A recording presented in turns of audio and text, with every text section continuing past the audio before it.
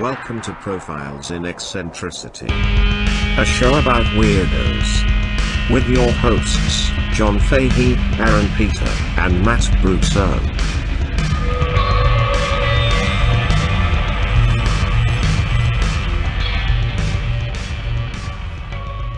Hello, folks. Welcome to Profiles in Eccentricity. It's a show about weirdos, doggone it.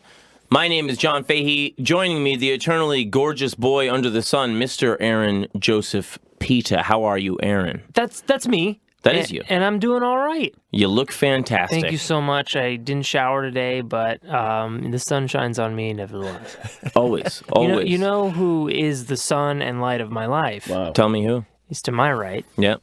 Matt Brousseau. Oh, hi. Beautiful man. It's wonderful to be here. I love being here. Matt, you're the best ever. It's great. I enjoy this. Folks, if you're not on the Patreon, we are dropping some hot fire on there. Mm-hmm. It's a few shekels a month. Minimal. But we basically, we try to feed it as much as we can of extra stuff. There's a lot of odd shit that pops up on there. We've had some roaring episodes on there. The Laura Crawford episode was absolutely fantastic. Mm-hmm. Very fun. Civil War. Whitney Melton episode was absolutely fantastic. Mm-hmm. We've had Radiston on the program as well. Radiston Zahariev. Yes. It's been incredible. If you guys will subscribe to that, it will make the podcast survive a lot longer. Mm-hmm. Help us. Harder. Faster? What is it? Come harder? Come harder, come longer, come more. Yeah, wow. That's, what was that? What was the name? Max Load. Max Load. By the good folks at MD Science Labs. MD Science Labs, yes. That was a product Aaron and I found in a shop in Little Tokyo that they didn't want you to take pictures of. They said, please don't take pictures of this stand. The Max Load. And the Max Load, I was like, Aaron, look. Come harder, come longer, come more. And we were supposed to take it, but we never took it. Huh. I've taken it. You've taken it? Yeah. Did it work? Did not prodigiously increase my ejaculate. Huh. It was just green. Come different. It's like Apple computer. Come the rainbow. Yeah. She comes in colors. Yeah. Yeah. Oh, this week of the Patreon, I'm going to do a little profile. Yeah? Oh, yeah? Mm-hmm. Really? Yep. Is that about that Irish-sounding chap you were talking about? Yeah. I'm very excited for that. Mm-hmm. Very excited for that. Yeah, please get involved with the Patreon.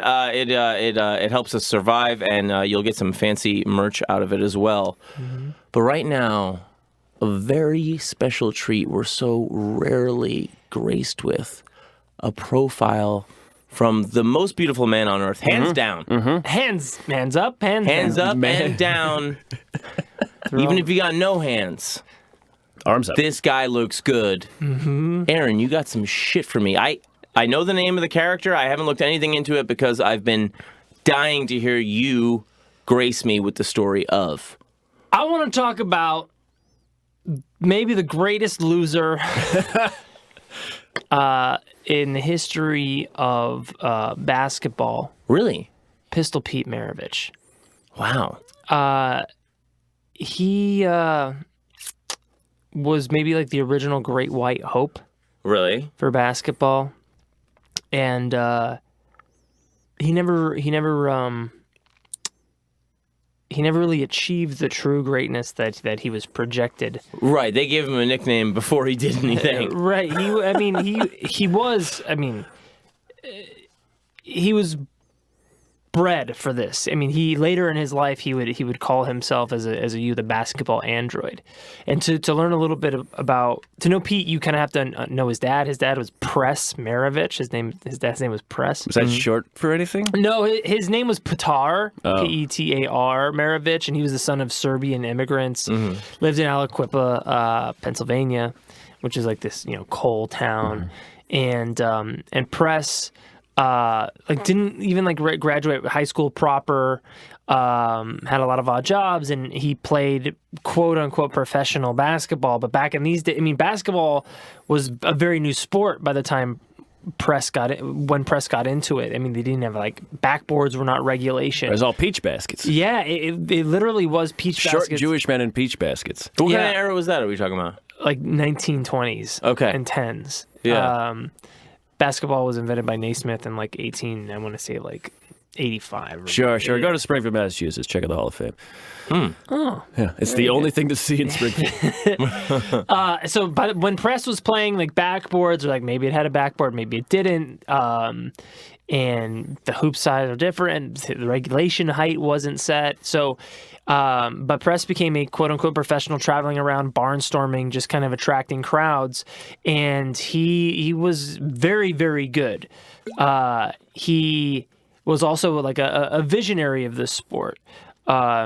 And he had visions of one day their basketball would sweep the nation. He said within a half a century, basketball will sweep the nation, if not the world, and people will come from miles around, packing stadiums to watch, supremely athletic people playing the game. Wow. Large athletic players playing the game, doing things that we can't even think about now. He was thinking that there might be 3-point shots instituted. Wow. 12-foot rims. Wow, 12-foot Colorful uniforms that would draw the people in, and halftime acts and things like that. Interesting. And this was when basketball was almost a novelty when Press was playing. And then Press served in the military, and then he came back, and he went to a prep school. Like he lied about his age, and then he kind of aged out of playing, but he was still a tactician and a visionary, and eventually got into coaching basketball. And so he started getting into coaching like junior college and high school basketball, and then he met a woman. And he got her pregnant, and they had a kid. And their kid would be basically his great experiment. And this kid was Pete Maravich. And, he put a ball in the crib. And that must have been the size of the kid. Yeah. He put a ball in the crib. And no SIDS if there's a ball in there. Yeah, it was Pete was covered in dimples. And he's orange. As soon as Pete could walk, he was dribbling a ball, and Press would basically treat Pete like he was almost described as like Geppetto. And Pete as Pinocchio. Like he was this very incredibly proud father of Pete, but still kind of controlling him through the ring. Like, you'll never believe what my boy can do. Right. So Press would have. I guess that's kind of the Tiger dad story too, right? Tiger Woods. Yes. Yeah, like from a very, very young age. Yeah, there was also a football player, Southern California football player, like in the '90s. I forget his name. But who was Bill Brady's kid? No. I forget his name, but another kind of Eastern European name. But I forget he was a high school quarterback, white kid, phenom. But then eventually he got burnt out and started getting into drugs and stuff. Yeah, contact sports. Yeah. He got burnt out. I mean, Tiger, it's worked out great for him. He won a tournament, so he's doing fantastic. He had a couple of rough. Oh yeah, you're right. I hear he's into piss, by the way. Really? Oh yeah. Oh, we gotta do an read the episode text about messages. So, anyways, Press would. He was a basketball maniac, and he would have the other coaches over for like coffee and cake after the day was over and stuff. And he said, "Hey, you got to check out my boy Pete." And so he would invite everybody down into the basement where he had Pete. He would have him chained to a hoop. No, he'd have him blindfolded, dribbling a basketball through his legs, around his back, off the wall. Oh my god! And then he said, "Check this out." He put gloves on him. He'd be wearing gloves, winter gloves, blindfolded, and he'd be just fucking dribbling up a storm. And so he would go around with his dad. His dad would teach like basketball summer camps, and he would take Pete with him. And Pete would be like, sitting on the ground, dribbling, but just doing globetrotter shit. Right. I'm in a tent for 5 cents. Come see Pete. Come see the amazing human android basketball player.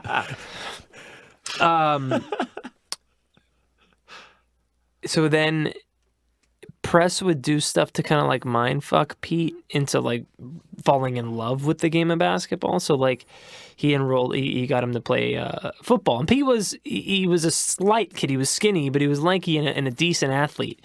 And so he got him into football. And but he would tell the coaches and the other players like, hey, Fuck him up. cream him, Yeah. fuck him, so he Yeah. doesn't want to play football anymore. And that's what they would do. They would play Cream Pete, and then he quit football. Oh, God. Did he call him a quitter afterwards? No. I think Well, Pete, there's always basketball. see what happens when you don't play basketball. Can't dribble a football. He would hit him. He'd take him out in the summer and hit him fly balls, and he would like intentionally hit them like high and into the sun. And like one day, one caught him in the eye, and he had Oh, God. a black eye, and then they stayed up all night putting ice on it. And he's like, well, how do you feel about baseball now, Pete? Right. How do you feel about girls? It's like just going through everything. Yeah. Pretty much. You can always come back to it after they kill me over a gambling debt. It's a Michael Jordan reference for the uninitiated. The way he got Pete really into basketball was basically by locking him in the house one summer day and going out himself, press, and shooting basketball looking like he was having the best time of his life. Jesus Christ. Really? Yeah.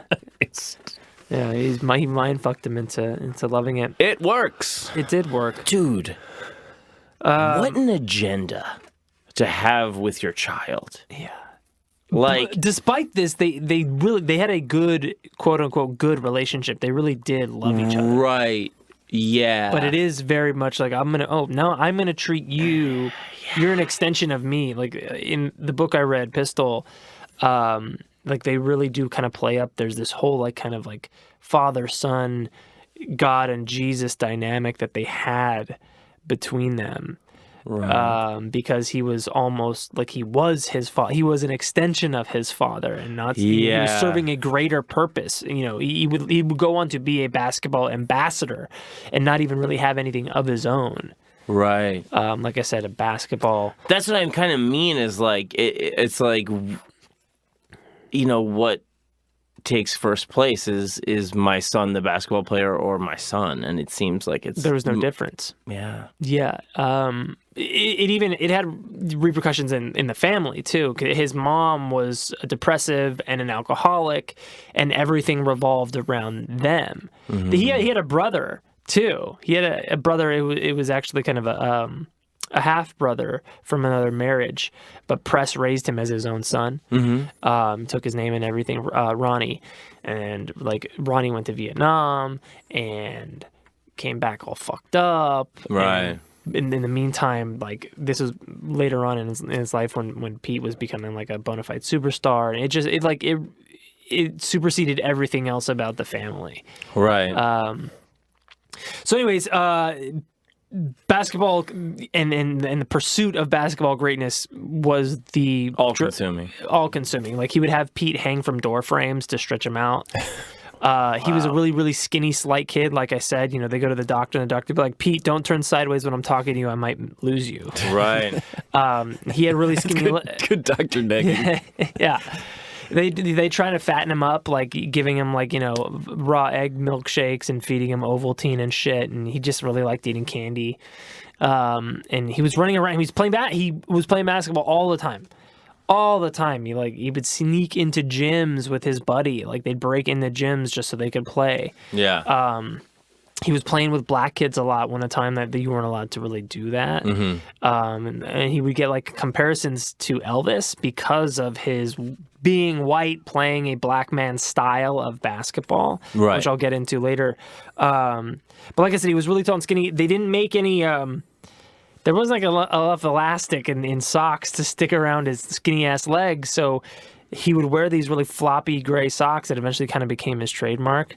And so... they were just kind of like bunched around his ankles. People said he looked like a recently liberated prison camp refugee. Like he was that skinny. He had kind of like these sunken Eastern European eyes, Maravich. Right. He got out of the camp with McCain. My brother dunked on the Viet Cong. My brother Ronnie. Son of a bitch. So this is still like in the 50s and 60s, like as Pete's a young boy, because he was born in 1947. Okay. So this is in the 50s right now. Dude, the shit his dad would make him do was out of fucking hand. They had like over 40 different drills that his dad would make him run. Like agility and ball handling drills, like things that he would call the pretzel, the ricochet, the crab catch, the punching bag, the flapjack. They would do the ricochet was one where he'd stand like with his feet slightly wider than shoulder width apart, and he'd take a basketball, raise it up like really high, and then slam it down as hard as he could between his legs and catch it behind his back, and do the same thing back and forth, back and forth. They said it was like a boxer on a speed bag, right? And like the whole trick was to like build your hand-eye coordination and avoid gonadal trauma. Yes, right. Testicular smithereening. Yes, absolutely. Is what we would call it, of course. The doctor would make fun of you for that, certainly. Certainly. It's interesting to me that with all of like the pressure and the routines forced upon him, that he would still want to sneak off and do it in all his spare time. Like, that's a very delicate form of coaching. Yeah. For a young person, from their father especially. Yeah. It's because rebellion is just like bred into you, that you're like, man, fuck my dad. You know what I mean? And like, but that your dad could be so overbearing that he could actually get you into something that you wanted to do in all of your spare time is incredible. Yeah, he wasn't a bad guy. He was a good dad, but like the line between coach and dad didn't exist. And Pete genuinely loved, it was part of his identity. He would dribble everywhere. Mm-hmm. He would dribble on the train tracks. Yeah. He would dribble in the movie theater. Yeah. The whole time. Yeah. He would, his dad watch this movie. He would keep time like a metronome. Yeah. His dad made him lie down across the back seat of the car and dribble out of the car window, out of the car door at different speeds. Oh my God. And he could do it.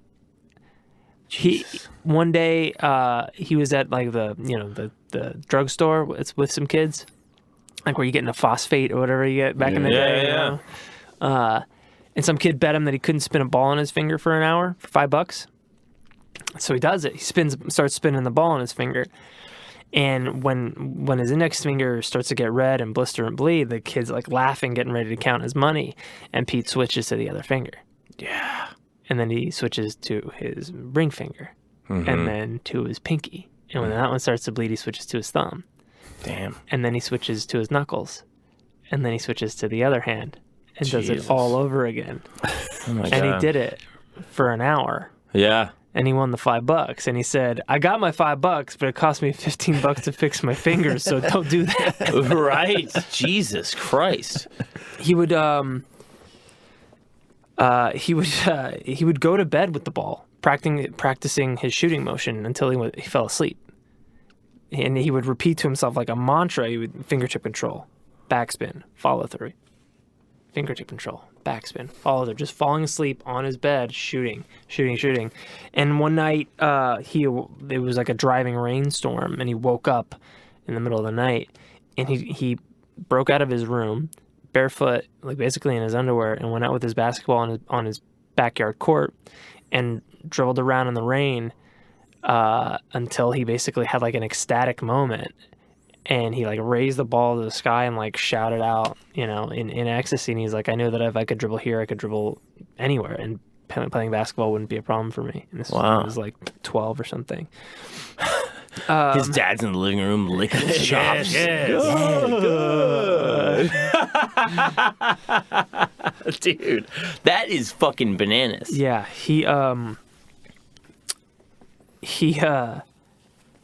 he played on the varsity high school team as a 7th grader. Jesus. And like he was super scared. Like people like they didn't believe that he could do what he could do. He was giving players like black eyes with no look passes and stuff. Jesus. He was absolutely dumb, and he played for his dad in high school. And so by the time that he was a senior, he was like the most touted. He was getting. They must have thought he was a total freak. Yes, they must have thought he was just like This is where he got the name Pistol Pete. A writer, they tried a bunch of different names, and because he was so kind of like weak, he would have to shoot from the hip early on in his career. Oh, that's where good. they got the pistol, and it was alliterative, and That's very good. It worked. I wonder what they were going through before. They're like, Peter. No. In the book, they list some of the other ones. I didn't write them down, but there are some other ones. But pistol just worked, Yeah. And other schools with just like they couldn't stop him. Like he once scored 69 points. And, I mean, actually, I think he scored more than that in high school. Yeah, but because high school they had 30-minute games. There were no even in there were no 3-point lines. There's no 24 second shot clock. He was scoring incredible amounts in high school. Yeah. Other players would just put football players on their team just to try and stop him. Right. Just to like rough him up, and this would be a pattern throughout his whole career. Just people beating the shit out of him to try and stop him because he was making people look like fools. And they did not like that. This was before there was nobody who played basketball like this. This is the era of set shots and chest passes. Yes. And unathletic white guys. Right. Playing basketball. Yeah. No, but he must have been able to get around most of those big guys anyway. Yes. He would probably still just dunk on them all day. He couldn't actually dunk. Yeah, he couldn't dunk until theoretically. He actually never dunked in a game in his life. Right. He could dunk by the time he was in the pros after he went through like a bunch of training and stuff. But he never dunked in a game. Yeah. So he was a superstar in high school. And his dream was to go to West Virginia like Jerry West, who is the NBA logo and was actually one of the supremely athletic guards that press had predicted would come about. Along with Oscar Robertson, who had up until that point the scoring record for NCAA basketball, which Pete would then go on to break. Wow! So Pete eventually went to LSU, where his dad was offered a coaching position. Nice little. His dad got the head coaching position at LSU, which is a football school. Yeah. This is not a basketball school. This is before Shaq went there. This is before anybody went there. This is a football school. They played in a place called the Cow Palace. It did not have any basketball pedigree. Right. But Press went there, and Pete followed. And this back in the day, freshmen could not play on the varsity team in college. So Pete, who was already playing with college players when he was in high school, dominating them. Yeah. Played on the freshman team.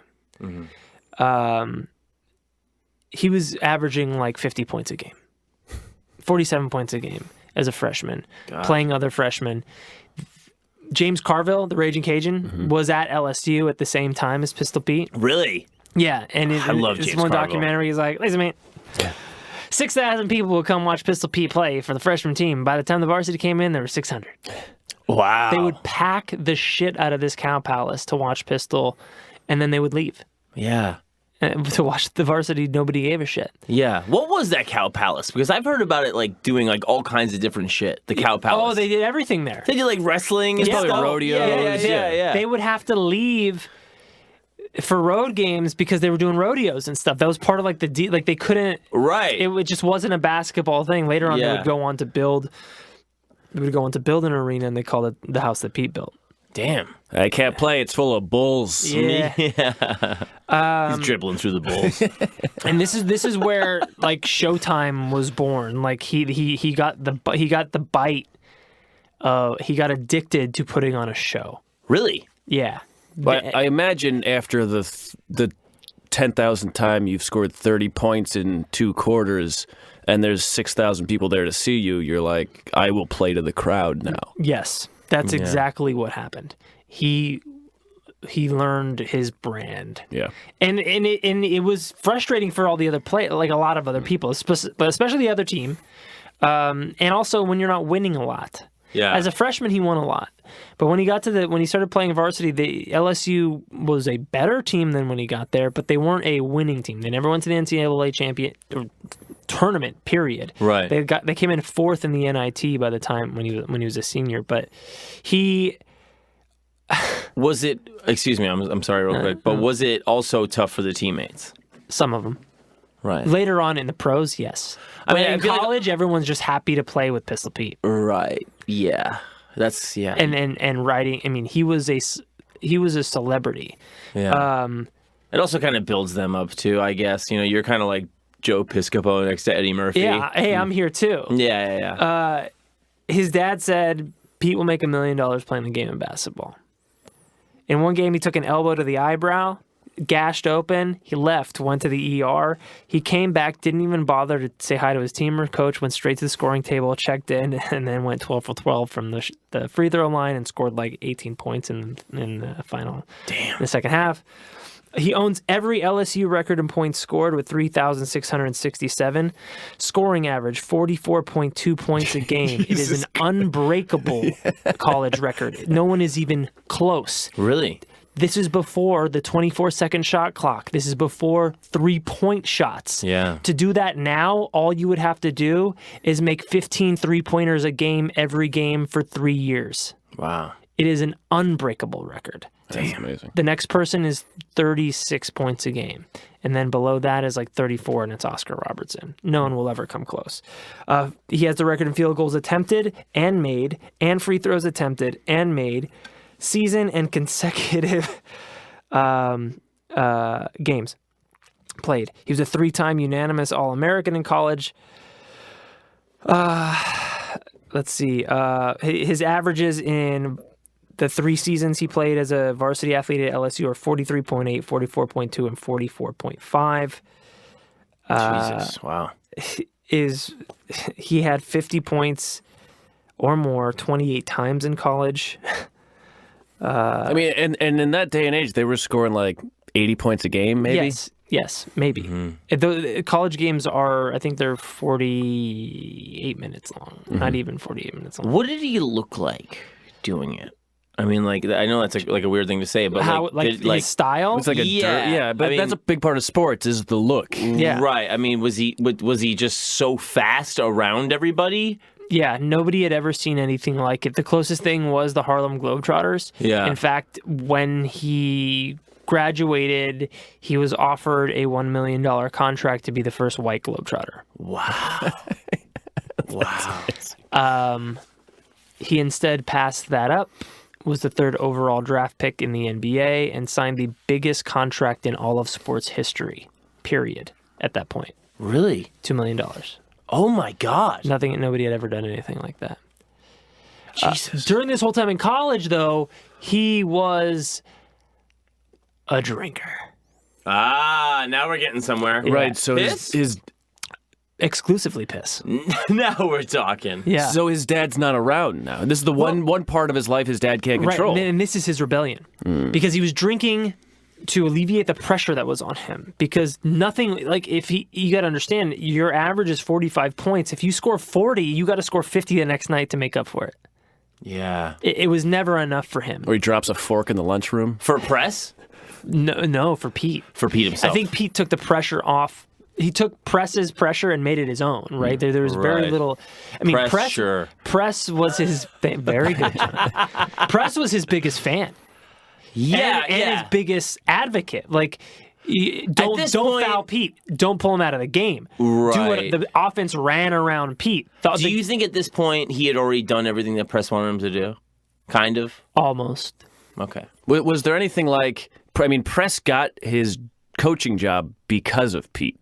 That was probably some good old boy shit, right? It's part of it. I mean, Press was a legit basketball genius. He roomed with John, like him and John Wooden were very good friends. John Wooden was the coach of UCLA, who went on to win like 3 back-to-back national titles. It just seems like the two of them going to the same place was a little too convenient. That seemed a little. I mean, to me, thinking about how college sports are now and how bribey it is back then, they knew it was a package deal, right? But Press got the job before Pete got the offer, but it was.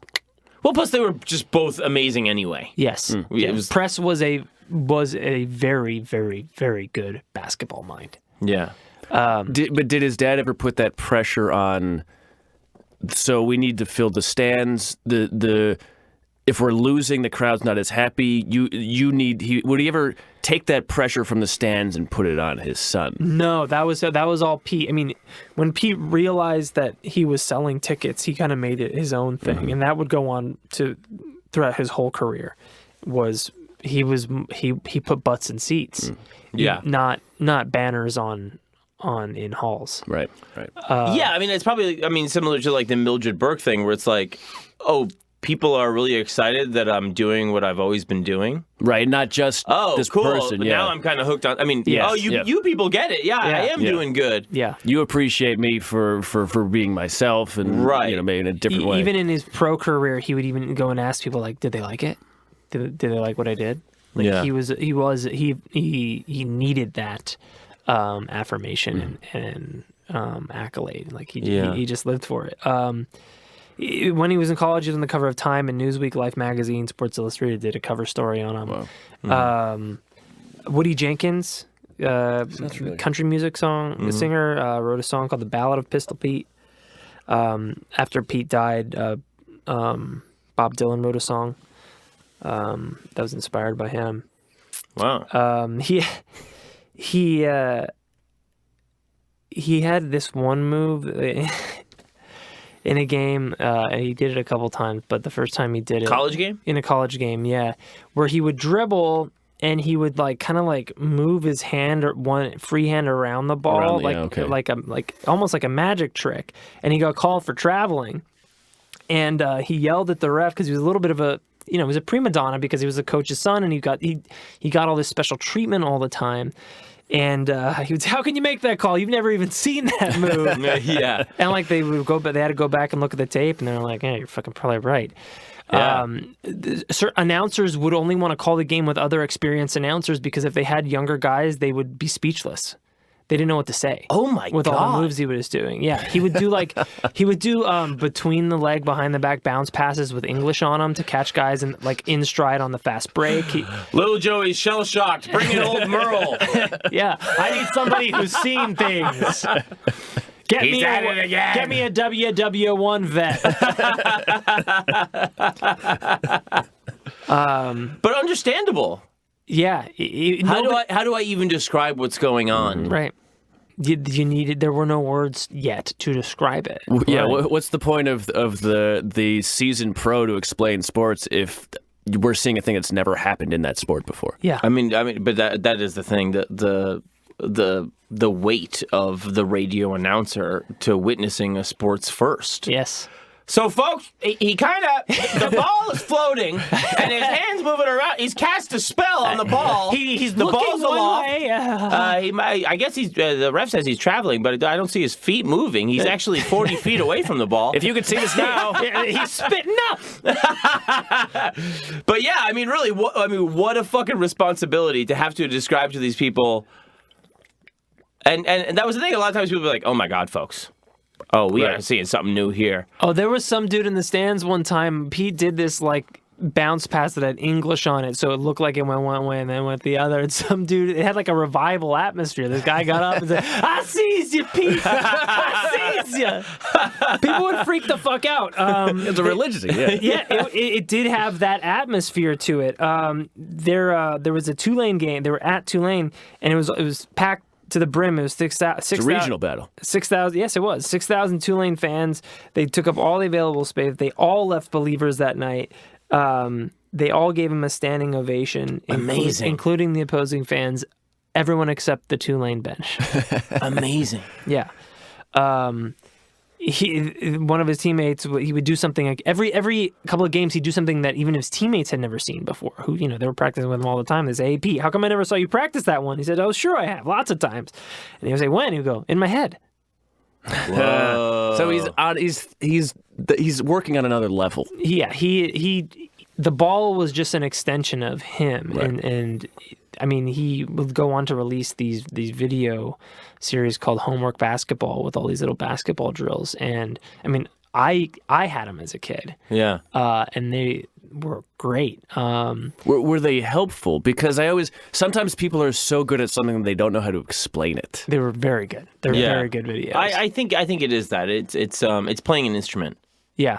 It's just playing an instrument. It's just I've done everything else with this. What if I tried this?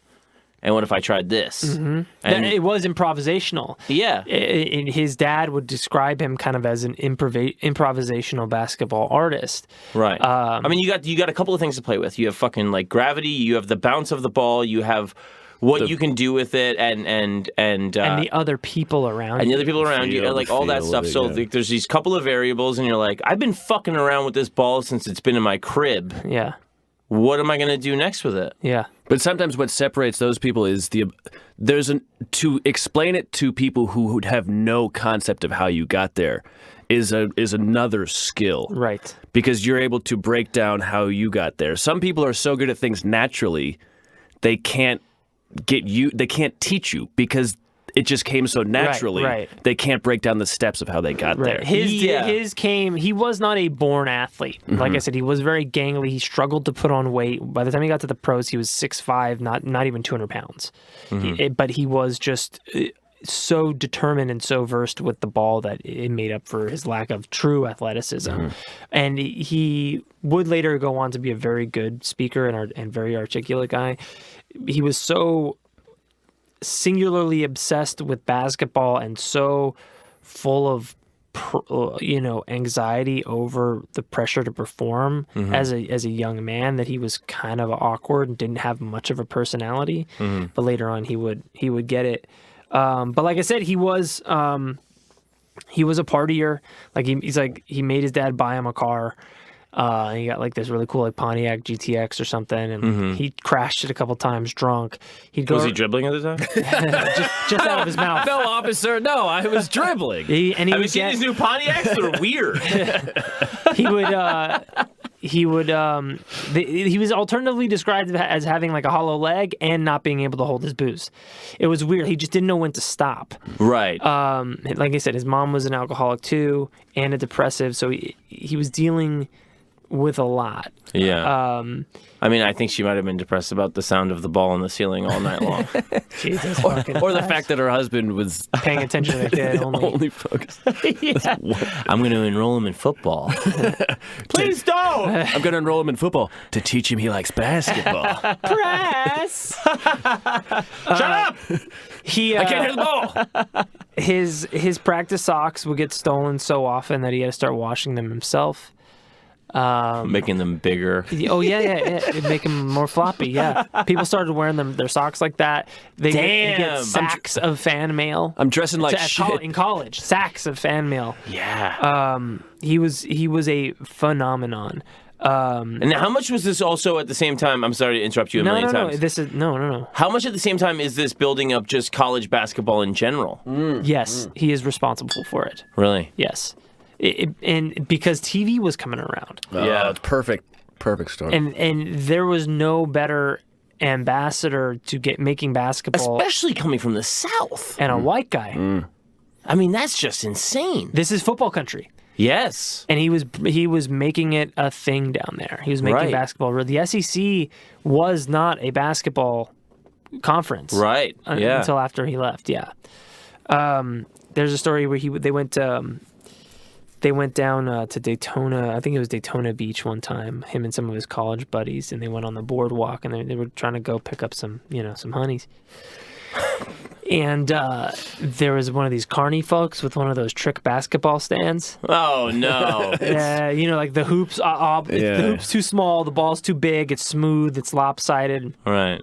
And he's got like some bears, some stuffed bears. Like there's 7 bears there or whatever. Yeah.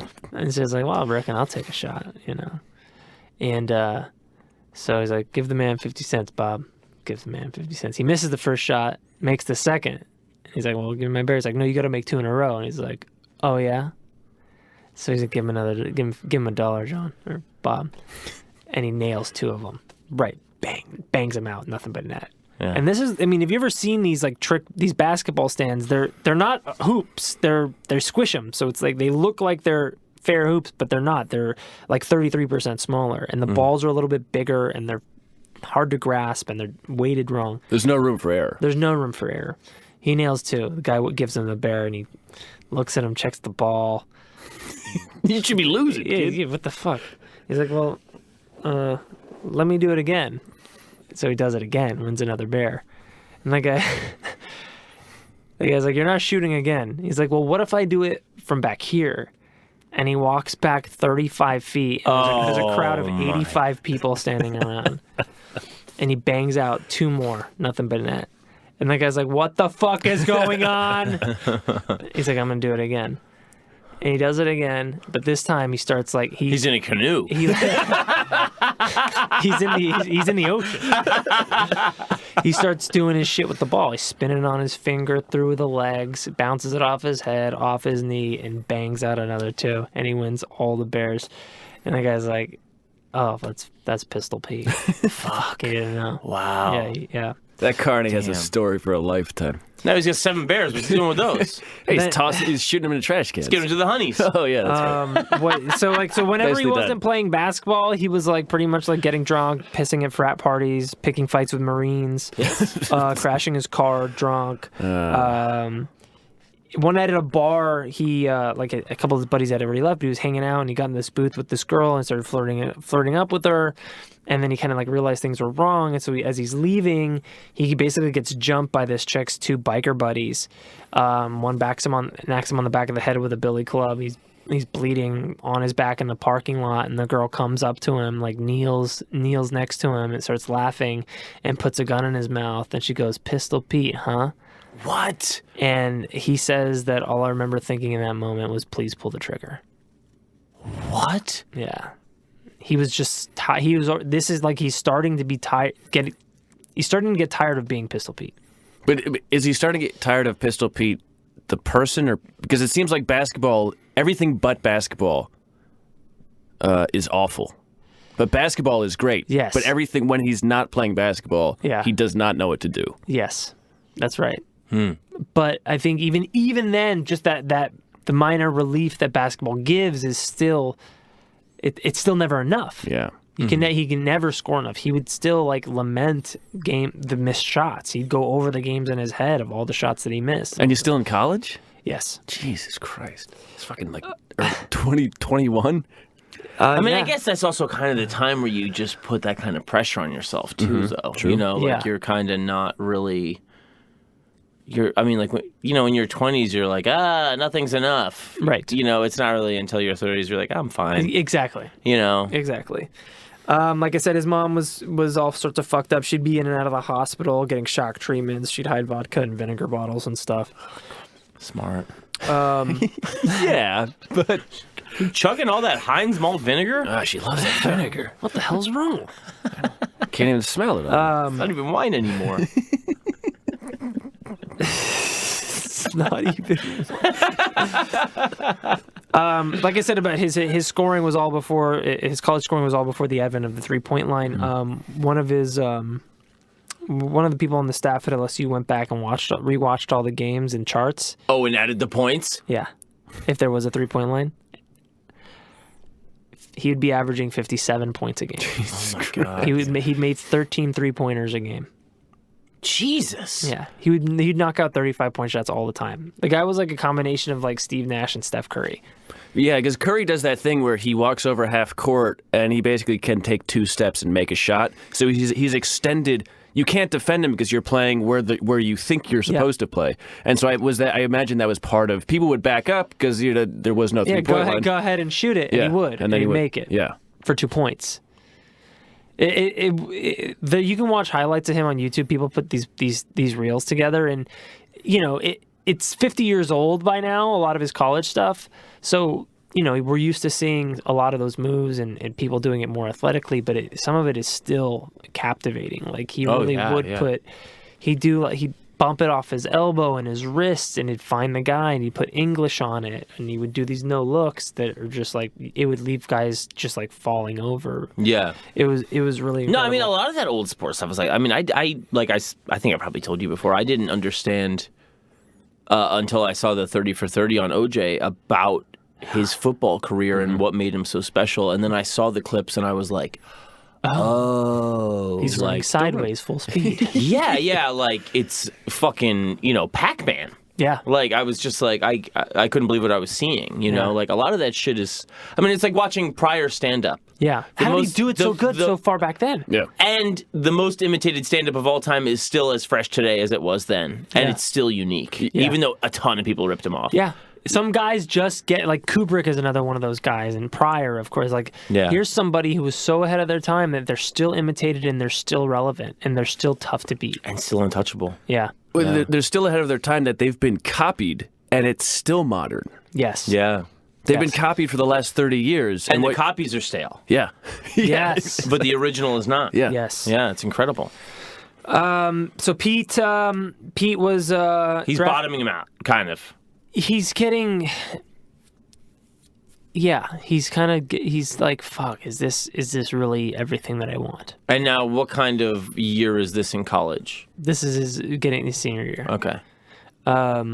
They went to the NIT. They finished fourth. He never had like a good big man. He also, like, when your offense revolves and depends on you scoring 45 points a game, it's not a good strategy. Mm-hmm. It's just you don't win basketball games like that. Right. It just doesn't work. Because if you have an off night, then everybody else has to make up an additional 20 points, and they're not used to doing that. Yeah. It's just, he was an individual in a team sport. Yeah. So he was drafted, he was super hyped. He was one of the most hyped prospects in history at that point. He was drafted 3rd overall by the Atlanta Hawks, given the largest contract in sports history, about $1.9 million. It was backloaded, meaning that he wouldn't get most of his money until after he turned 40, because he was kind of still very, like, childish. And this would kind of ensure his... He was 40? Yeah. Damn. So, and he went in and he banged out all these endorsements. Ked's shoes. The biggest one, he had this, like, Beatles mop top too. So he was very skinny. He had the floppy socks and he had this kind of Beatles mop top of hair. And so he got $100,000 endorsement deal with Vitalis hairspray. And, like, he had a national commercial campaign for Vitalis hairspray for the best hair in the league. And, like, slow-mo shots of his hair moving. He goes left, his hair goes right. All that kind of bullshit. $100,000 back in, like, 1970. I think, like, 1970. 1969. And now this would be the first time he hasn't played for his dad since he was, like, 9. Oh, shit. And he's making more money than all-star veterans. Damn. On the team that he's on. He's making more money than anybody he's playing. He's making more money than anybody else. Damn. And he's just out of college. And everybody he's playing with was the best player on every team they played on until they got to the pros. Now, what kind of year is that? What year is it? Yeah. I think it's 1970. Oh, okay. All right. So it's the 70s? Yeah, let's see what year that he... Yeah, 1970, 71. Okay, yeah. So, I mean, there's still some pretty major greats out there in basketball, too, then. Oh, absolutely. Yeah. He played with Walt Bellamy, and later in his career, he played against, like, Dr. J. And he is the NBA logo. That's Pistol Pete? No, that's Jerry West. Oh, Jerry West was. Okay, Yeah. I'm sorry. He did play against Jerry West. And there's some quotes from some of these guys that talk about him, and it's... Really? What they say about him is pretty great. And I believe this is slightly before the ABA.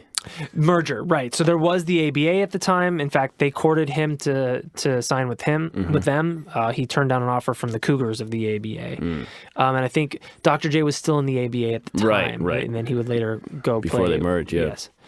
Yes. So he wasn't the only one with style, but the ABA had all the guys who had style. He was the only one with style in the NBA, kind of. Right.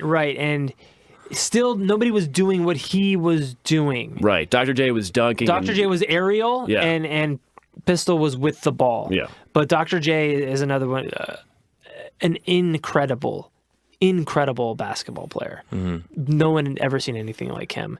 But he was playing like the street ball and then the ABA. Mm-hmm. But two different styles of play. They eventually would come close to playing for the same team.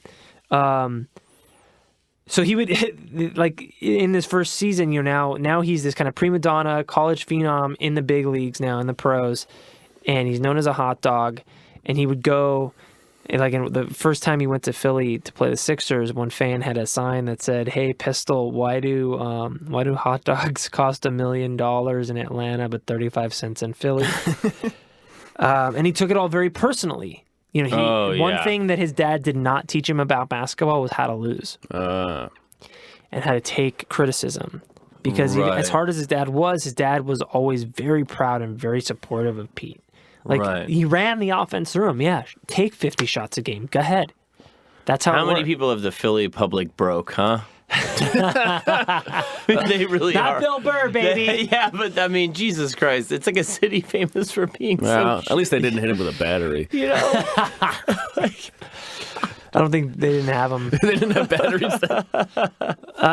You know, he took this all very, very personally. He drank a lot. You could see it in interviews. He was biting his nails. His eyes were darting around and stuff. And he was kind of realizing, like, oh, I don't really have a personality. You know, I've just been doing basketball all day, every day for my entire life. Mm-hmm. He was arrested for drunken disorderly conduct before the season even started. He was already getting known to be like a drinker, kind of young, like a immature kid. Yeah. And he was compared to like Joe Namath, because Joe Namath was like an infamous drinker, kind of bachelor guy. He looked at himself that way. He was named as Atlanta's most eligible bachelor. He had a phone in his car. He had a bachelor pad with shag carpets. Everything was monogrammed, from his towels to his soap in his house. People would do interviews with him. People in Atlanta would start wearing their hair like him. Kids in high schools would start playing Maravich style basketball. He was a legit phenom. He had to sneak out of a back exit of the gym. He couldn't leave with his teammates because he'd be getting mobbed by chicks all the time. Wow. That probably didn't help him get along with his teammates. Exactly. Some of them. Yeah. Some of them. Some of the veterans were resentful. Like, you know, we shouldn't have to change our style of play for him. He should have to change it for us. Why is he, you know, he's getting more money than we are. And he tried to, like, he really wanted to be liked by everybody. So he was like kind of in this weird situation where they'd go out to dinner and stuff, and he, you know, tried to atone for the sin of his riches by paying for everybody's meal, and they would take that as showing off. But if he didn't pay, he was a cheapskate. Yeah, it's really tough. It's really tough. The girls would attack him when he showed up for warm-ups. To literally get locks of his hair. They had to call the cops to get, like, to basically make a perimeter for practices and stuff because he was that much of a phenomenon. He once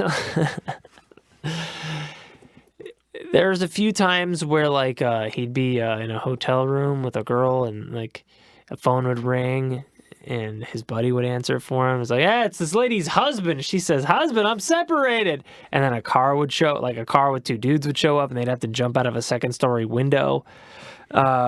Jesus. If only I had a basketball. Yeah, I could fight these guys. I could pop the tires on that. I could make those guys unconscious, and then I could. So,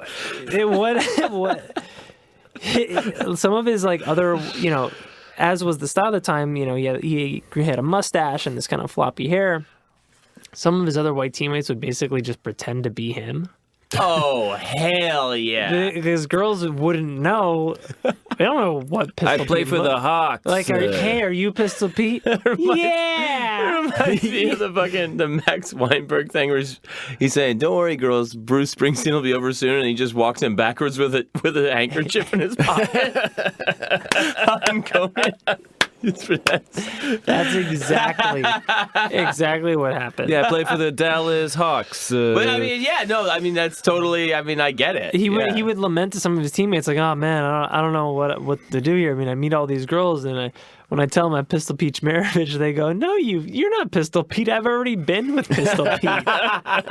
He was shorter and fatter. Yeah, and he was black. So he had, you know, it's a lot an of heat. emotionally, It's a lot of heat. yeah, he just had a very intense rookie season. A lot of pressure was on him. He did great. He averaged like 23 points in his rookie NBA season, which is incredible.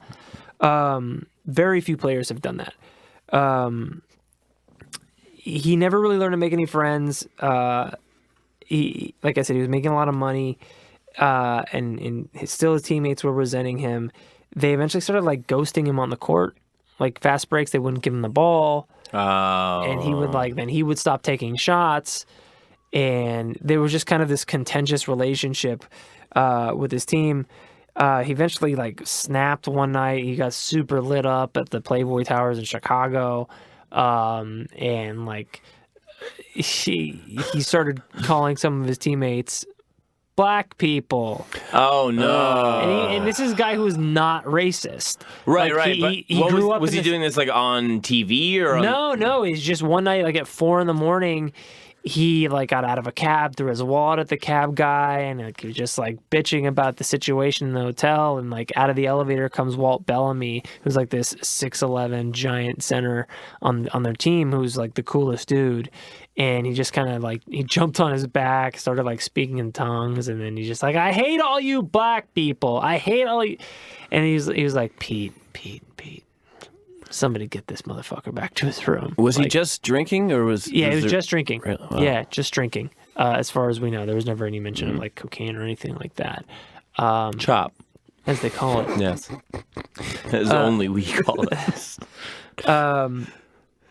And, toward the end of his rookie season, like he did this interview after a game where he talked about like, after it's all said and done, and once I get a championship, then I can retire and be happy. And this is a guy who's like 21, 22, talking about retiring already. Yeah. And he said later in that interview, "I don't want to play 10 years in the NBA and then die of a heart attack at 40," which would go on to be very prophetic. Oh yikes, dude! That's yikes. Yeah, he averaged 23.2 points per game in his rookie season, which was good for 9th in the league, and was named to the NBA All-Rookie team. His career would then be plagued by like illnesses and stress. Like he got diagnosed with mono and was out for like 3 games. He would get like he lost 20 pounds off already only being like 195 pounds and 6'5". He would one game after a game, he had like a splitting headache, thought it was like a migraine, and then basically his eyes stopped moving, and then his face went numb, got a Bell's palsy, and he was out for weeks. He had to like tape his eyes shut so that he could sleep because he couldn't keep his eyelids, he couldn't control them. Still, he even tried to play with like a modified face mask. Well, you could blindfold him. He could still do it. Exactly. Damn. Just don't put gloves on. He was a bit of a head case, and he was always plagued by something. Yeah. And it kind of then led him into more of his eccentricities. Really? He got into karate. Another Elvis-like Very Elvis. thing. Yeah. And he would always get beat up in the lane because he was a hot dog, and he would always drive, and he'd make people look like shit. And so he got into karate, and he said, like, next season I'm gonna have something for their ass, he would say. And he I guess he did. He got into transcendental meditation. He got super into vitamins. Interesting. So he's just searching for something. He was an obsessive. He got into fasting, got into yoga, got into Hinduism. Those are all things you can't really like dribble 1,000 times to figure out, though. Right. I mean, Buddhism and Hinduism and yoga, you can kind of get into the repetition and the like the ritual. Yeah. The ritual of for it sure, all. for sure. During his vegetarian phase, he got into a bean phase. He started working out with football teams and put on like 20 pounds. And he says he also attributed the weight gain to his increase of whole grain. He still drank beer a lot, but he did get rid of white bread, white sugar, and salt. He got addicted to Pong. Would play Pong for 4 to 5 hours. The game? Yes. Really? That might have been the eye problem. I mean, that makes a lot of sense. The angles. and Yeah, whatnot. for sure. Yeah. Put some spin on it. Yeah. He just but he always had this kind of like paranoid, skeptical, cynical attitude. When he got his first All-Star game, he said, great, now I've just got a bigger target on my back now. Now they're really going to just want to beat me Yeah, up I and really empathize with this thing in a lot of ways, and one in which is, like you said, he kind of set himself as like, what is my personality? Yeah. Because they're there isn't any. It's what's new with basketball and how far am I pushing the limits there and stuff like that.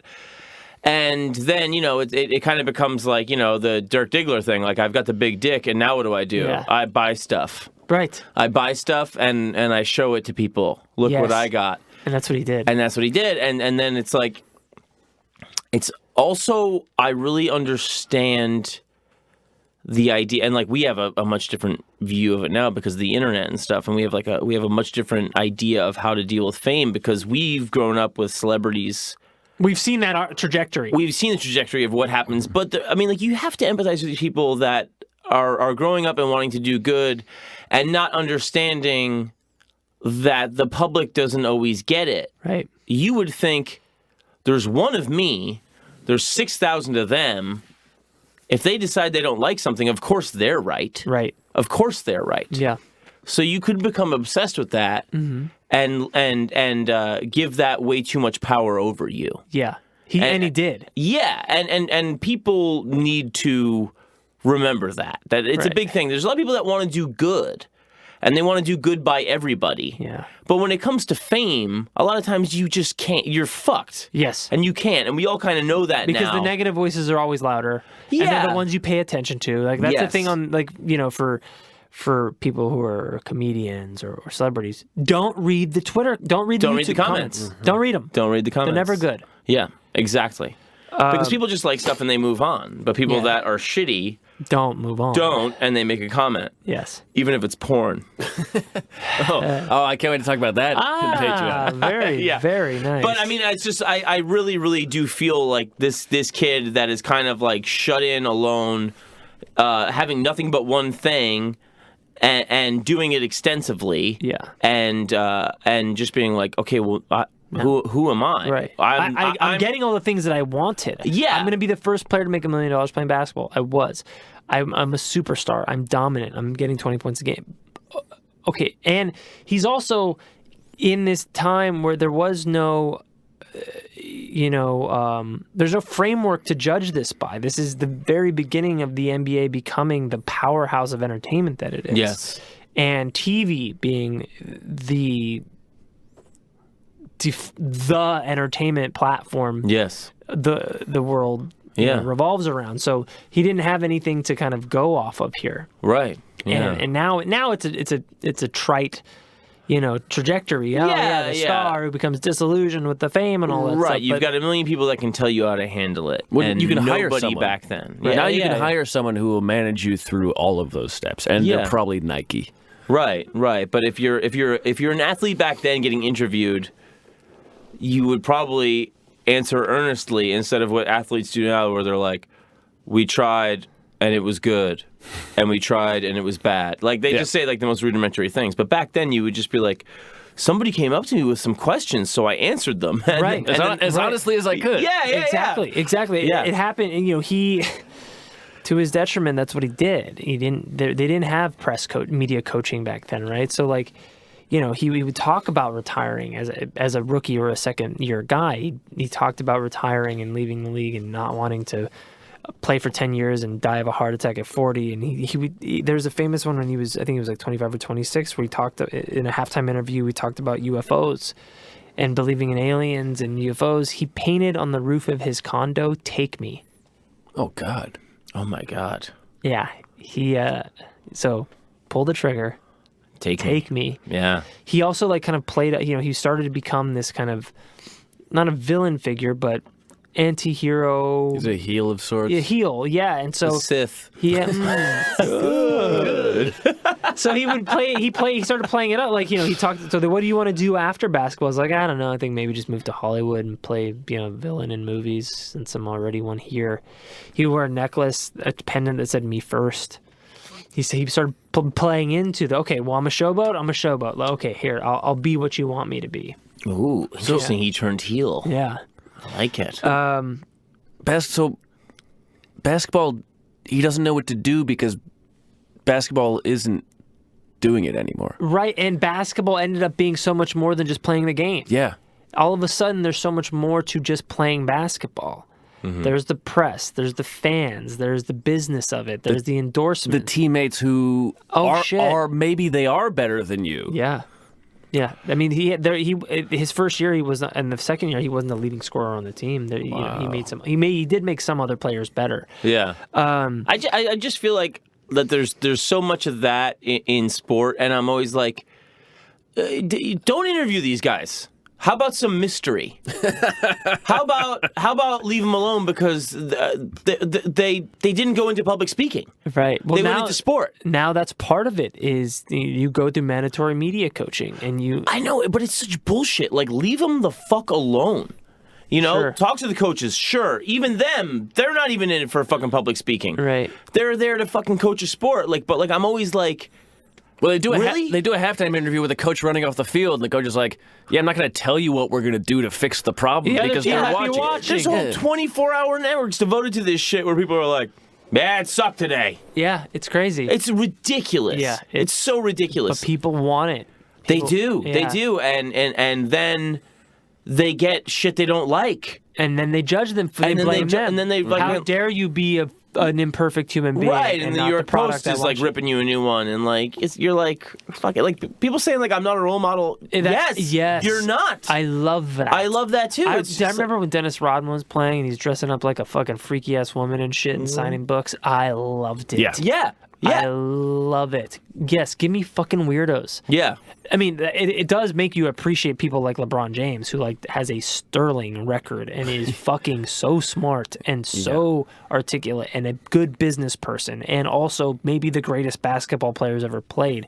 That Right. it makes you appreciate that because there are you do have a target on your back, and you do have so many opportunities for missteps. So it makes you appreciate when they don't make one. Right, except that everybody thinks when you don't make a misstep that you have people change in your basement. Right? Some people do. The more pure you are, the Right. more guilty you must be. Like, no matter what, you're getting judged as shit. Somebody out in there this is, country. but also I like Ron Artest. Yeah, I right. like that he changed his name to Meta World Peace. Yeah, I yeah. like that he jumped in the stands and beat the shit out of a fan. Yeah. I love it. And you know what? Mic him up.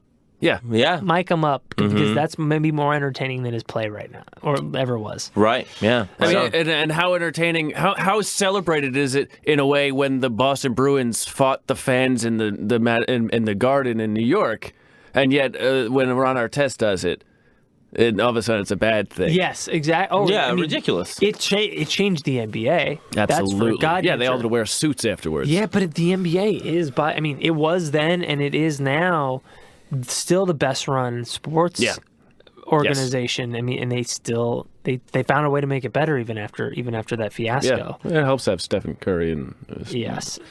people who are shooting from half court. It's Just completely changing the game. Anyway, I'm sorry, Aaron. Yeah, Don't sorry. be sorry, we're having a good time. Yeah. We're shooting the shit. Absolutely. We're chopping it up. So it's like the summer of '74, and he's kind of tired of being on the Hawks.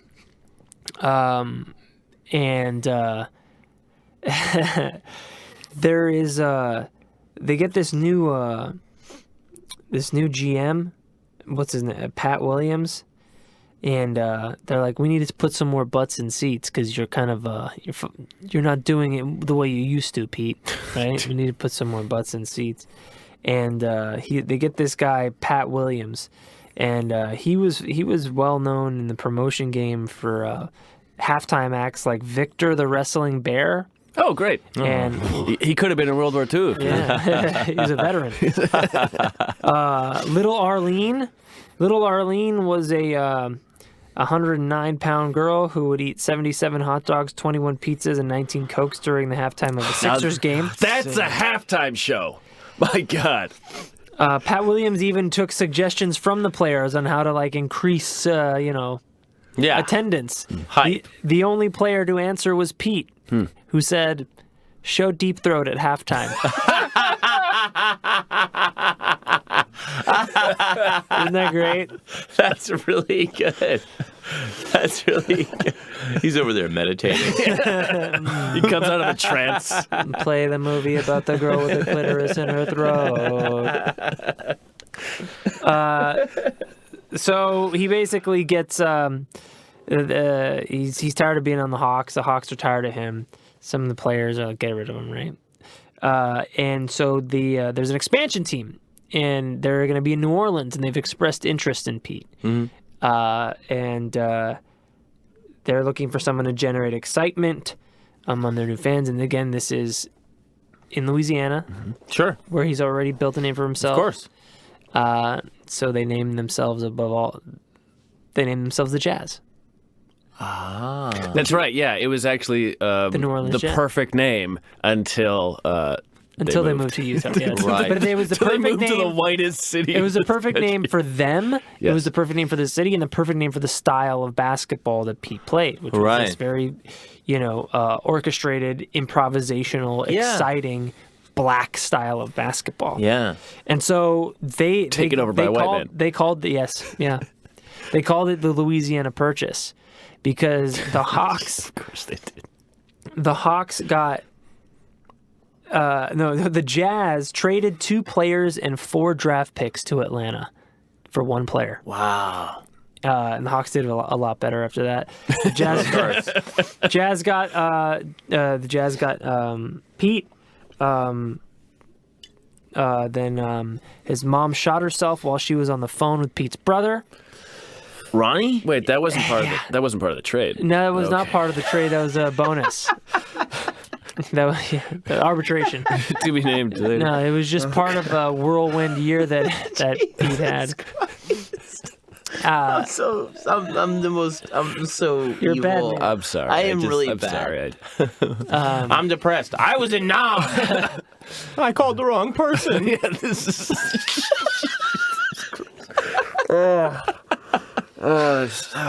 Jesus Christ, awful. dude. Yeah, but then he went on. He thrived in New Orleans for a while. After that? Yeah, he had a habit of doing that where he'd have these like horrible occurrences and then he'd pout and then he would just go on these tears. And he went on a scoring tear after this, games of like 50 points, 47 points. For the Jazz. Yeah. Was it something like, finally, I have time to, I can cut out everything and focus on basketball? Well, at that Yeah. point, probably any change was just Yeah. also like, maybe I can start again. Yeah, yeah, Yeah, and it's sometimes sometimes crisis gives you clarity, yeah, or at least like you said, an escape. yeah. It gives me a reason to redouble my efforts, right? And it was just exciting. It was an exciting time for basketball, and again, in football country, they play in the Superdome. And he'd pack it out. Jesus. He had like a newfound vigor. If there were 5 fast breaks, he'd throw 5 different passes: backspin, bounce passes with English on them. But everyone's favorite was he would do this one on a fast break where he would jump up in the air and do a between the legs lob down court to catch the guy on the fast break. Whoa. That's pretty bad. And it would just people would just go nuts. Like people on both teams would go nuts, and like opposing fans would go nuts. Yeah. And this was all like getting on TV and stuff. He would set attendance records for the Superdome, like that would stand for years and years, like multiple times over. There was a game against the Lakers with their star center Kareem Abdul-Jabbar. And this was during like an epic rainstorm in New Orleans. Like the whole city was flooded. And like Pete couldn't get to nobody could get to the game. The streets were flooded. There was traffic jams around the city. Like somebody had to come to Pete's house with a boat. And he was dribbling all the way there. Yeah, he's like, I've driven on water before. Piece of cake. So he like got in like a seaworthy vehicle and made it to the game, and 26,511 people showed up and set an attendance record During that shit? during one of the most like epic rainstorms in New Orleans history. That's probably the safest place to be in the city. Ask the Katrina people. I mean, Pete went on to say like, man, that makes you think why they thought later that it would be. Yeah. Oh, I was here when Pistol Pete was here. If it ever starts raining, go to the Superdome. You might even see some basketball. But true to form, he said, man, maybe we could have got 30,000 if we didn't have the greatest rainstorm since Noah's Ark. Like, never satisfied. Oh, dude, yeah, that's some like That's like some Tiger Mom shit in there. It's just like nothing's good enough. He would later you go got on a to 93 on your test. What happened to the other 7 points? Yeah, where'd those go? Yeah. He, I think he set another Superdome record like a year later playing against Dr. J too. He started so that 26,511 people that showed up in that rainstorm was an NBA record. Jesus. Yeah. Amazing. He started to gain some traction and started making a case for himself as the best player in basketball and one of the greatest to ever play the game. One game against Buffalo, he got the ball on a fast break, and he would do his infamous lob through the legs, a jump up through the legs pass on a fast break to Aaron James, and then James would make the easy layup. But by the time he turned around, Pete was on the floor writhing in pain. People heard an audible snap in the crowd, and his knee would never be the same again. Oh, fuck. Yeah, he came down really all fucked up on it. And like he came back and wore like a 2-pound metal brace on his knee. Shit. And it was never the same.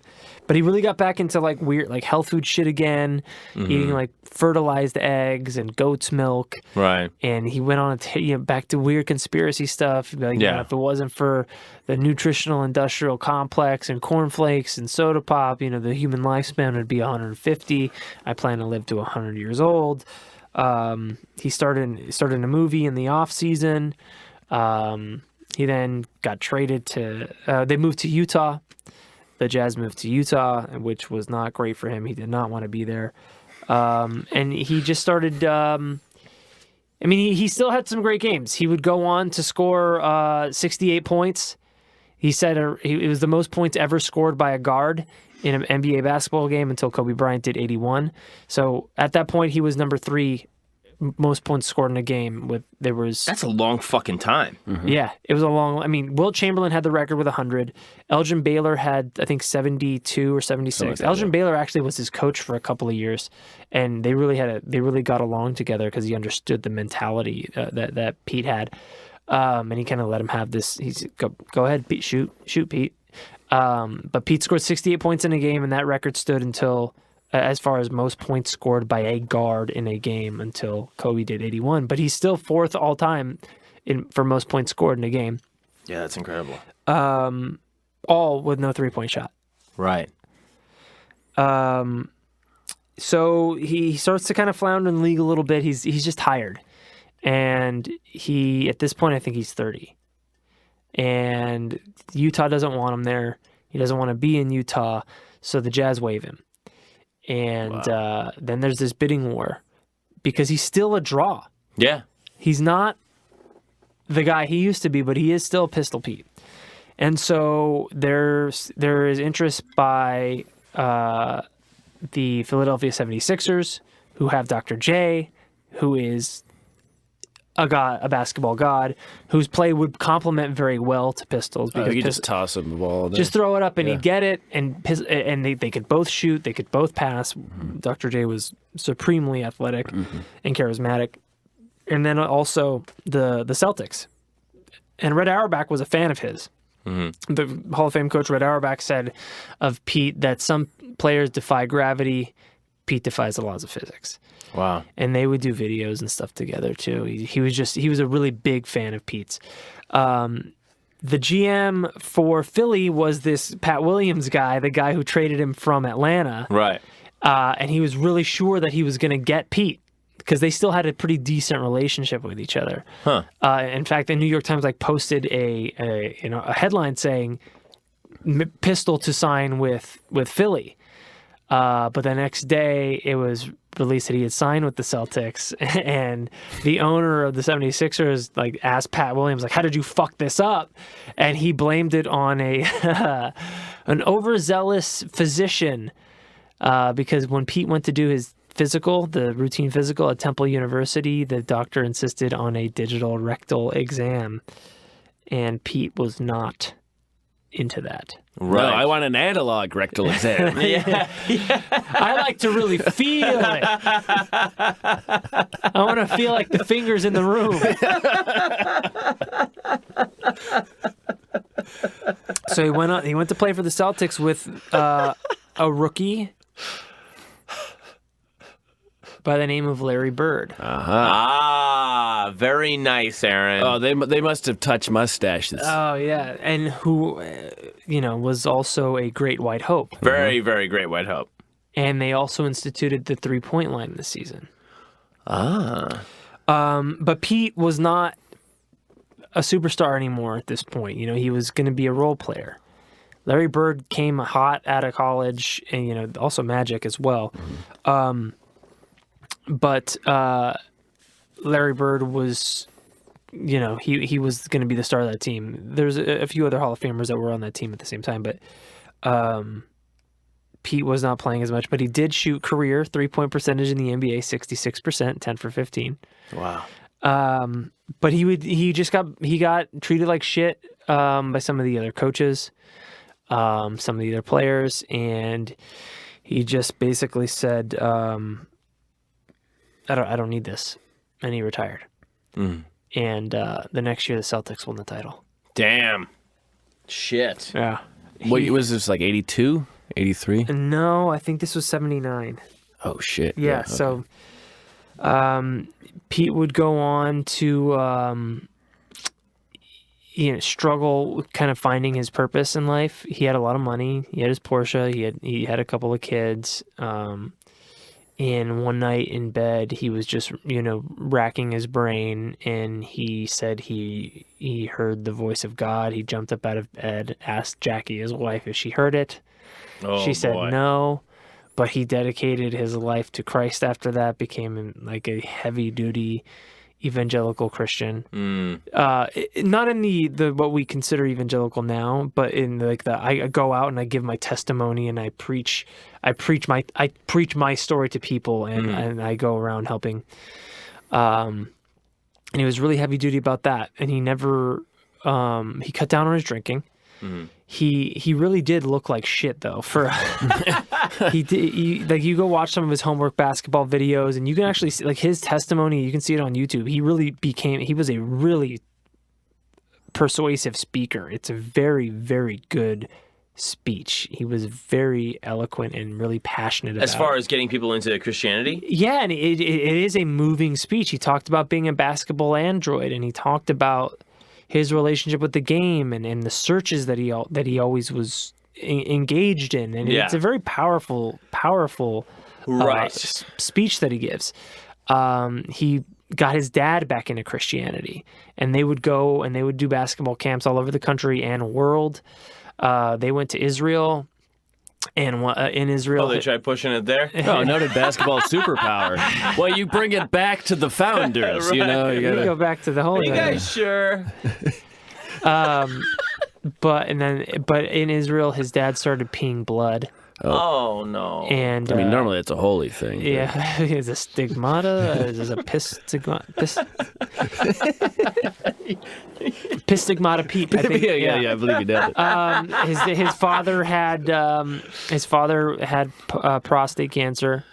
Oh, And no, press. he kind of like convinced him to not do traditional medicine. And he ended up taking care of his dad. Pete convinced him not to do traditional medicine? He was a good speaker. Kind of, yeah. He eventually, by the time, but he also didn't want to. He was an old school dude, and his cancer treatment wasn't exactly what it is now. It's back in the days of let me die. Kind of, Yeah. But he did deny treatment for a while. But he had kind of accepted his death. But he basically lived with Pete, and Pete took care of him. He changed him. He bathed him. He carried him. He carried him up the stairs, and as his dad was dying, he whispered in his dad's ear, "I'll see you soon." And his dad died. A few months later, Pete was at a church in Pasadena playing a pickup basketball game, and the guy he was playing with said, "So Pete, how you doing? How you feeling?" He's like, "I feel great." And then 2 seconds later, his eyes rolled in the back of his head. He collapsed on the court and died at the age of 40 after 10 years in the NBA. Wow. And they did an autopsy, and Pete was born without one of the arteries in his heart. Really? Wait, what? He was born without a main cardiac artery. I think a left ventricle artery. Uh-huh. So he was playing with half a heart his whole life. Literally. That's And it was probably his dad's obsessive agility drills and just how much he That was made him playing. stay alive that That long. made him stay alive even that long. They say Holy most people don't live Christ. past the age of 12. Oh my God. So he was like, at times he'd be like falling out of consciousness and he'd start dribbling and wake up and be like, I feel great again. Yeah. Jesus Yeah. That is insane. Yeah, he played with more heart than most, and he only had half a one. Wow. He in 1976-77, he led the NBA in scoring with 31.1 points a game. He scored 68 points against the Knicks, the highest total ever for a player who was actually disqualified from that game, too. He didn't play the whole game. Really? Hey, he's scoring too much. You got to get him out of here. Yeah. At the age of 11, he made 500 consecutive free throws. First player to score 1,000 points in a single college season. He was 1987. He was inducted into the Naismith Memorial Basketball Hall of Fame at the age of 39, the youngest player ever inducted. He was in the 50 greatest players of all time NBA, and his sons had to go. He was the only dead player. Wow. His sons went, and when they were in the entryway, Magic Johnson came up to them and said, "I stole Showtime from your dad. Your dad was the real Showtime." Wow. Magic's a nice guy. Yeah, he is by all accounts the greatest dude. Wow. His career averages in the NBA of 24 points, 5 assists, and 4 rebounds per game. There are only 6 players to ever have done that. They are Michael Jordan, LeBron James, Oscar Robertson, Jerry West, Larry Bird, and Pistol Pete. Damn. Wow. The word pistol was on the back of his jersey for some of his games. They probably Really? had never done that Yeah, before. no, they had not. They don't do they it did it now. with Yao Ming a couple times, but that's Right, just but that because was the like, is he- convention of Chinese naming. He's Chinese. Elgin Baylor said Jerry West was the best I ever played with, and Pete is the best I ever seen. Paul Westphal said Pete was an artist. His canvas was the basketball floor, and his brush was the basketball. Chick Hearn said he was like a great singer with a style all his own, a pacing that was different, a flair for the unusual. Lou Hudson of the Los Angeles Lakers said, "This man has been quicker and faster than Jerry West or Oscar Robertson. He gets the ball up the floor better. He shoots better as well. Raw talent-wise, he's the greatest who ever played. The difference comes down to style. He will be a loser, always, no matter what he does. That's his legacy. It never looked easy being Pistol Pete Maravich." Damn. A league executive once said that Bill Walton used to think of himself as a trailblazer. Kareem thinks of himself as a Laker. Dr. J thinks of himself as a 76er. But Pete Maravich knows he's bigger than the Jazz. Pete thinks he's Smokey Robinson, and the rest of the Jazz are the Miracles. The problem is he's right. Wow. It's a team game. On February, after lighting up the Lakers for 46 points, Jack Nicholson came up to him after the game and said, "No one will ever carry your jock." Really? Yeah, wow. Wow. 1988, Louisiana Governor Buddy Rumor signed an act to rename the building at LSU, the arena at LSU in Maravich's honor. It's the Pete Maravich Assembly Center. Under Louisiana law, buildings cannot be named after a person except for this building. Wow. That is incredible. That is the sad tale of the greatest loser. So I had one lingering question was what brought you to Pete's story? I think my dad told me about him, and they made a movie about him. I think he was like a part producer on before he died. He kind of got the wheels in motion about this story, and it is a story about him and his dad, and that's how I heard about him. And then I read a book about him in high school called "I Remember Pistol Pete Maravich," and Well, you were a basketball guy too.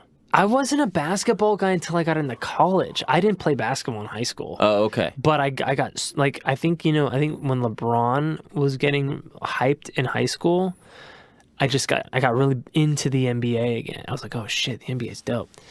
And this is also when the Lakers were winning a lot of titles, Yeah. and I'm from LA. So it was just in the zeitgeist. Right. So actually, I had those Pistol Pete videos. Yeah. And I watched them, and I did all those fucking drills. Right. The pretzel. And, yeah. I would just... And the little finger trip agility drills and the bouncing, the gonadal trauma avoidance drills. Right, yeah. I mean, I did them a lot. For a guy that didn't play in high school, I got pretty good. Yeah. I'm probably not any good at all now. Can you dribble with both hands? Yes. Then you're Separately. better than 90% of basketball. I can spin the ball on my finger really well. I'm really good at that. I was determined to dunk. But your dad told you about him. Yes. Right. My dad told me about Pistol Pete, yeah. And then I went and, looked all up about him, and I was like, oh, hell yeah. And then I hear the thing is, all those predictions that his dad made about the game of basketball came true, other than the 12-foot rim, unless you count Rock and Jock. Incredibly classic true. Rock and Jock. And that style of play is the style of play for basketball now. Mm-hmm. Yeah. That is how the game is played. Right. And there are more quotes like Rafer Alston, Skip to My Lou, the street legend from An 1 who eventually went into play in the NBA. He was like, I still watch Pistol Pete videos, and I did all those drills, and I still do them. They still work. There's a great YouTube video of him playing horse because he is the perfect. He's perfect. He's the greatest horse player you'll ever see. He plays really, or not Earl Monroe, George Gervin. There's one where he plays George Gervin, the Iceman. and he does stuff that they can't do, and it's just so simple, like bouncing it off the floor. Right. Or throwing it behind his back and making the shot. It's not super flashy, but it is hard. Right. Of course that's hard. He would do stuff like he would go do kind of in his darker moments. He would go do some of these camps and stuff, and he would like throw it off the rafter and bounce it in the hoop, and he would like look at the audience and say, "Don't you ever doubt me." Oh my God. And our Lord Jesus Christ. Yeah. I'm going to bounce it off this heroin needle. What? Jesus. I'll fill the ball up. Aaron, that was an absolutely fantastic Thank you. profile. I'm really glad you like it. I really love this dude. I love the story. I absolutely love that story. The kicker for me is the hard thing, dude. It's like It really that's a very killer twist that you say for the end that I really, really enjoyed. I absolutely loved that. That was fantastic storytelling. I'm glad you enjoyed it. I really recommend. I mean, if you want to watch some videos after this, we totally should because they are fucking so dope. Yeah. He was really a magician with the ball. Yeah. No, it just seems like I'm not going to expound on it a ton because we need to wrap it up and say goodnight. But I think it's kind of like what we were saying about Alexander Alekhine is just there's no way for me to tell you all of the ways my mind works and how much of my thoughts are developed in this one thing because only a handful of people get it. Yeah. And it's like, and they were both earned by just such hard work and repetition. They weren't, he wasn't supremely physically gifted. Well, if only one thing matters to you and it's kind of a slight thing, there's only a couple of people you can really talk to on a very deep level. Yeah. And they both died doing what they loved. Right. It's, very similar. Yeah, and not where they imagined. They died in a shell of their greatest moment. In some place. After reaching some fantastic heights. Yeah, absolutely. But with like Alekhine, where it's like against so-and-so, you couldn't win, but against Alekhine, you couldn't play. It's how do you defend stuff you've never even thought of. Right. And I mean, the people who he changed the game. He did. Yeah. He did. And in good ways and bad. Yes. Yeah. Certainly, yeah. That's Pistol Pete. That was absolutely fantastic, Thanks for Aaron. letting me do that one. I'm going to say goodnight, everybody. My name is John Fahey. My name is Aaron Pita. Matt Brousseau. Good night, everybody.